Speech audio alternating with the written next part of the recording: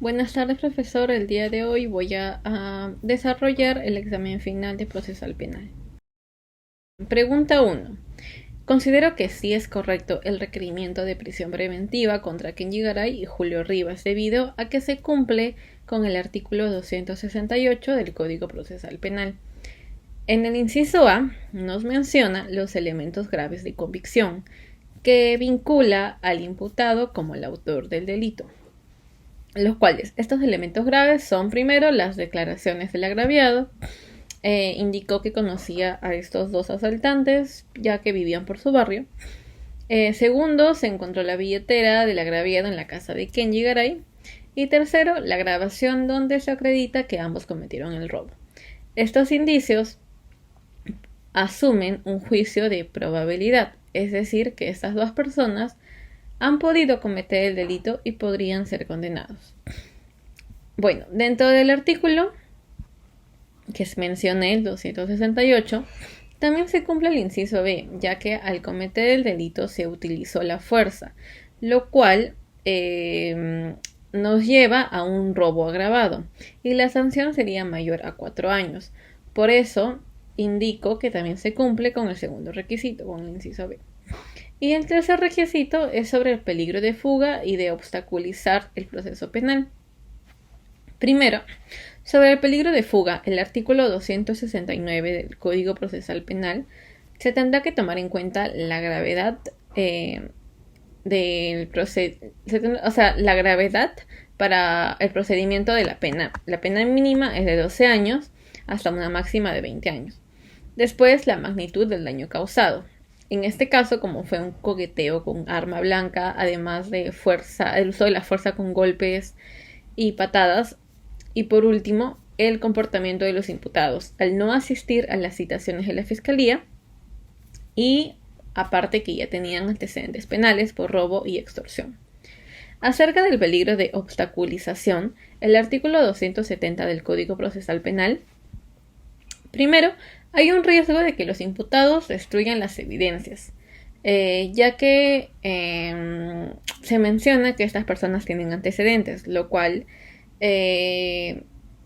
pueden tener conocimiento sobre estos delitos por sus antecedentes.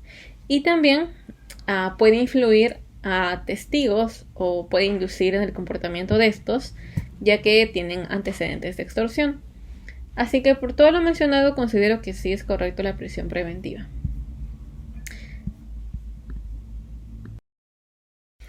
Bien, pregunta 2. Como dice la pregunta, si no se ha determinado la preexistencia del bien sustraído, en el momento en que se interponga la excepción de acción de improcedencia, según el artículo 6 del Código Procesal Penal, el juez sí podría declarar fundado la excepción, porque ya no se constituiría un delito ante la ausencia del objeto que supuestamente fue robado. Acerca de la cuestión previa, según el artículo 4 del Código Procesal Penal, es un medio de defensa cuando falta un requisito de procedibilidad. Sin su presencia no se puede conseguir la acción penal. Considero que no se omitió ningún requisito, por eso no se podría interponer la cuestión previa. Y el juez declararía infundado, ¿no?, esta cuestión previa. Okay. Pregunta 3. Considero primero que se debe investigar sobre la grabación, es decir, cómo se obtuvo este medio de prueba. Se debe analizar si se incurrió en algún recurso ilegal que nos puede llevar a la prueba prohibida, para poder descartar si no se intervino la llamada telefónica, porque eso sería una prueba prohibida, porque estaría afectando los derechos fundamentales de la Constitución, especialmente el artículo 7 de la intimidad personal y el artículo 10 de la inviolabilidad de comunicaciones personales o documentos personales. En caso fuera así, no se podría admitir la grabación como medio de prueba. La pregunta 3, parte B. Acerca de la billetera encontrada, tenemos que tener en cuenta que los policías, al momento que recibieron las órdenes del fiscal, el fiscal no tenía el mandato judicial para realizar el allanamiento. en casa de Kenji. Por ello, esta prueba también sería una prueba prohibida, porque está vulnerando el derecho fundamental de la inviolabilidad de domicilio. Tenemos como base el artículo 8 del título preliminar del Código Procesal Penal. El punto 2 menciona que carece de efecto legal las pruebas obtenidas con violación de los derechos fundamentales.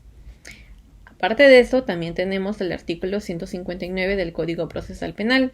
Indica que el juez no podrá usar prueba que haya sido obtenida vulnerando los derechos fundamentales. En este caso sería la inviolabilidad de domicilio, que se encuentra regulada en el artículo 9 de la Constitución Política del Perú.